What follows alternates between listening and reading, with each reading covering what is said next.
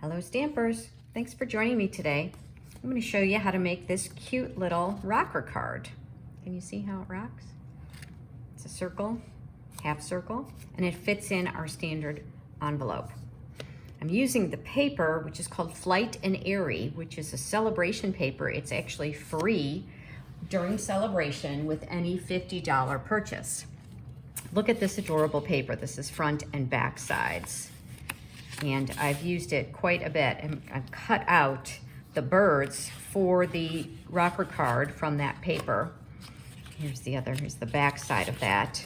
Here's another one. Love the soft colors. These birds remind me of bluebirds. I just really have enjoyed working with this paper, and I've used this side for this card. Here's another really cute little paper and a pretty background, nice and neutral. These birds can each be cut out individually as well, so you can have them kind of perch on the card. And this is the other paper that I used, the other side that I used for this card. So let me go ahead and get started. So as I said, the paper was definitely the highlight of the card, and I wanted to just do something different with the rocker card. And I thought that this Sweet Songbirds set was just perfect. It just, a little bird told me, this is where I got the sentiment from. And then, you know, you could say, it's your special day, so happy you're here. I wrote, it's your special day, and then I would write happy birthday on it. Or, you know, it could be a congratulations. You've got something to celebrate. But I really, really love the sentiments in this set, and I think it goes really well with this paper. So let's go ahead and get started. I'm going to bring in my pieces here. Set this envelope aside. This is going to be to decorate the envelope, and I've already cut the paper, but I will show you that I'm using the Deckled Circles dies. Now these are available online only. They were actually in the fall catalog, the 2023 fall catalog from Stampin' Up. But that catalog has retired, but these dies have continued. And I neglected to introduce myself. I'm so sorry. I'm Linda Edwards, and I am an independent Stampin' Up demonstrator. So if you see anything that you like today, you can certainly purchase it through me at my online store, which is craftyherondesigns.com. So I started with the second and third largest deckled circle die, and you can see that's just a piece of basic white. It's about 5 3/4 inches across. And so, you know, and then this one is the next size down. So this is the third from the largest, and I just cut it in half. I literally just die cut it, and then I just came along and eyeballed it and cut it in half. You know, I did it on my trimmer, but I just cut it in half. There's no particular fancy way to do it. And then I have, where's my white circle? Here it is. So I've got the smaller circle dies. These are deckled circle dies as well. And let's see, so these are, is it this one? So this is the smaller one, so it's 1, 2, 3, 4, the 5th from the smallest and the 6th smallest from the inside, okay? So those are the dies that I used for this card, and we'll set those aside. I really like these deckled circles. They add a lot of interest, and it's been kind of fun to do some different things with these circles. So set that one aside. Let's see. So I think what I will do is let's go ahead and do our stamping. It's just a little bird told me. And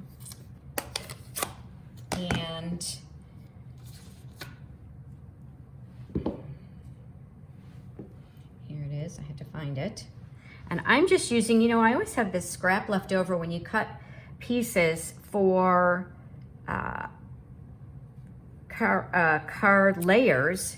They always seem to have these little 1/2 inch pieces left over. So this is a great way to use them. And what I'm going to do is I am just going to literally just kind of eyeball it. I'm going to cut it. I am going to flag the end. So the easiest way to flag the end is to come in with your scissors like that, and then on either from corner to center, and you should get a nice, well, if you go all the way to the center, you should get a nice clean cut, which of course when you're on camera it always works out that way, right? Which it didn't quite go far enough. There we go. All right. And then I thought I wanted it to show up a little bit. So I went ahead and did a little sponge daubing around the outside. So I'm just taking my little sponge dauber, and this is boho blue. That's one of the coordinating colors in this paper. And I'm just going to go all the way around very gently. Just kind of give it a little bit of an edge. And it is a little tricky to get the inside. So I'm going to come along with, this is the blender pen. And I'm going to just pick up just a touch of ink and come in with just the edge of the blender pen to kind of get that corner. There we go. And then to clean the blender pen, I need a piece of scrap paper, which I don't have right in front of me. So hold on a minute. And I will grab some. There we go. And then you just use the end, just as you can see, I'm doing it on the end. I don't want to ruin the tip of my pen, and I just clean it all off that way. And it'll stain a little bit, but it won't get on any other pieces. So there's my sentiment. This is pretty straightforward. I am going to do the inside sentiment, but in order to do that, I want to fold this in half first. So a little bit of a trick, you really could just fold it in half. Kind of eyeball it. You can, if you want to, you want it to stand up, so you can kind of see how I'm kind of letting I'm letting it find a place where maybe it kind of stands up a little bit like that. And I want to kind of eyeball, I want that to target to be my bottom. And as I say, I'm not really worried about being super, super precise. I think it works just as well. And burnish both ends. And then I want to go ahead and stamp the inside of my card. And I'm just going to stamp the "It's Your Special Day" on the inside. And then there are these cute little flowers that come in the stamp set. And I'm going to bring in, this is Fresh Freesia, one of the coordinating colors. And I'm just going to kind of decorate that a little bit. Here we go. That is all of my stamping. And now, the other thing I need to do is I'm going to bring in, so I'm going to use the Elegant Eucalyptus 3D embossing folder. I'm going to do a little embossing on that white circle to give it a little texture. And I don't know if you can see, this folder has, it's kind of a spray. So I'm kind of lining it up. I wanted that spray to be kind of in the middle. So I kind of line it, and you can look through it and see where it's going to end up. And then of course you can put your bird on it wherever you want. I'm going to bring in my cut and emboss machine.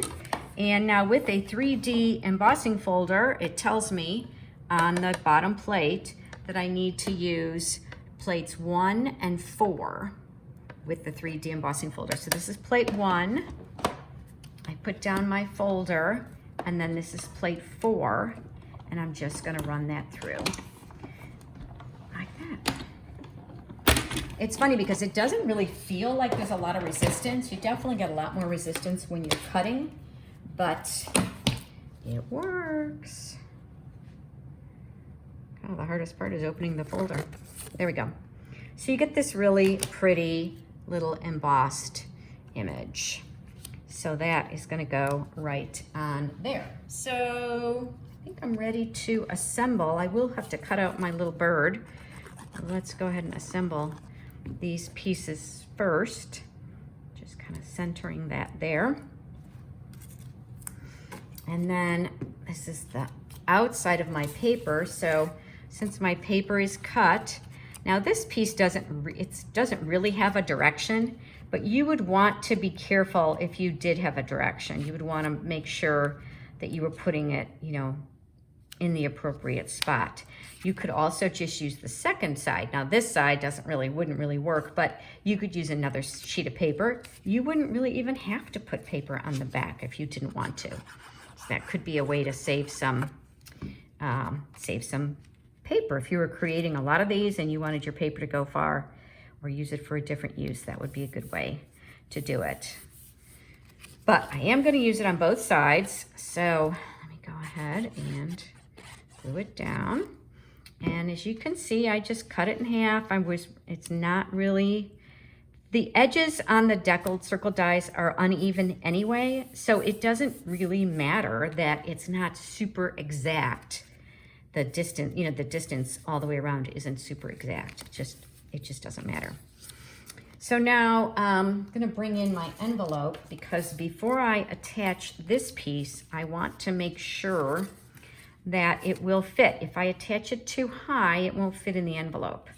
So it works pretty well. It's pretty equal distant all the way around, but it's a good idea to kind of pay attention. And then you also might want to look and see where you want your image to land. So I've got it right side up. That's kind of how I want it. I'm going to go ahead and just flip it like that. Lay it down again, and then I know that I don't want to put adhesive any higher than right there. And then I'm going to flip it again and line that up. Okay, so then the base of the card is done. Now I'm going to come in and close up my glue. I started fussy cutting already. There are a lot of really cute little designs in this paper. I cut a bunch of them out so that I would have them, and then just kind of went through and chose which one I wanted. I just kind of liked this guy. I thought the color in his breast echoes the background color here. But so that's kind of how I decided. That would be another option. Anyway, they're really cute and they're really easy to fussy cut. You don't have to be super precise. I will say, you know, I know some people really like fussy cutting, some people hate it. I don't mind it at all. I'm one of those people that just kind of finds it a little bit relaxing. And just a little tip, if you're not real familiar with fussy cutting, it basically just means, you know, cutting out an image. And you don't have to be super precise. I'm trying to get my border fairly even all the way around, but not worried about it too much. And you can see how I'm kind of not letting there be a lot of paper. See, I'm kind of cutting it. When I come to this end, boom, get rid of that. Because the more paper you have kind of hanging on, the harder it is to turn your image. Now I'm right-handed, obviously. And as you can see, I'm keeping my scissors, whoops, keeping my right hand still and turning the image with my left hand. And keeping it kind of loose around the flowers. I don't need to be super precise. I'm trying, it's a little bit more even around the leaves, but not super. There we go. So there's my image. Got all those little pieces out of the way. Oh, isn't he cute? Oh my gosh. So what I'm going to do is I'm going to adhere this with the liquid glue, and then I'm going to pop up my bird on dimensionals. So I noticed that went out. I could just tell by the letters kind of where I had lined it up. I wanted to overlap a little bit here, but you can see why I wanted to put the little bit of the blue on, because if I hadn't, it would get lost in the white background. So now I'm just gonna bring in my dimensionals and go ahead and add those like that. And then of course we've got a little bit of bling. So now we're gonna put him on, let's see, I'm gonna put him on like this. So I'm kind of gonna put him on an angle. Branches are not super straight. Birds sit on branches. What I'm doing is kind of overlapping here, but I don't want the leaves to overlap my sentiment. So I'm gonna do that. And then I'm gonna bring in these a little bit of bling. So these are really cute. They're Adhesive-Backed Dragonflies and Birds. Aren't those adorable? So I'm gonna bring in, I'm gonna put up a little bird. You could put a dragonfly. I'm gonna put a little bird on. Whoops. Here. Like that. And that's cute, but I also wanted to put a little pearl. So I thought, you know, this obviously would be really cute for a birthday. It could be a Mother's Day card. These flowers, the paper, I think really lends itself to Mother's Day as well. So I'm kind of putting some of the pearls on, let's see. Let's just go there. There we go. 1, 2, 3. So I did put this one on a little on the flower, but the others are not. And then for the envelope, I just took another one of the Designer Series papers and I cut it. It's 6 inches by 2 1/4 inches. And I'm gonna go ahead and do a little more fussy cutting. First, I'm gonna adhere it to the envelope. So just line it up to the crease in the envelope. Make sure it's nice and adhered, and then I'm gonna just come in and cut it down. So a nice little surprise on the outside of the card, you know, no naked envelopes. I like to, you know, we get so many bills and junk mail. It's such a nice surprise when you open your mailbox and there's something that's for you specifically. Don't you just love to get a little handmade card? So, whoops, that's the other one. So here we go. So the original one I did was with the blue background paper. This one is with the pink. And I mean, I think they're both adorable. So there you go. Here, you can see that piece as well. What do you think? Do you like them? Do you have a preference? Blue versus pink? Let me know in the comments if you do. And if you like what you see, give me a thumbs up. If you want to follow me either on my Facebook page or if you've seen me on YouTube, hit that subscribe button.